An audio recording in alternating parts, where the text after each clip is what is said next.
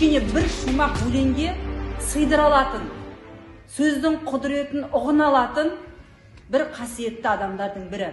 Мінекей, бүгін сіздер киелі сахнада сол ұлы ақындарымыздың ізін жалғап, мүшәйраға қатысқалы отырсыздар. Сіздерге сәттілік тілейміз. Додадан барлықтарыңызда жоғары деңгейде өтулеріңізге тілектеспіз.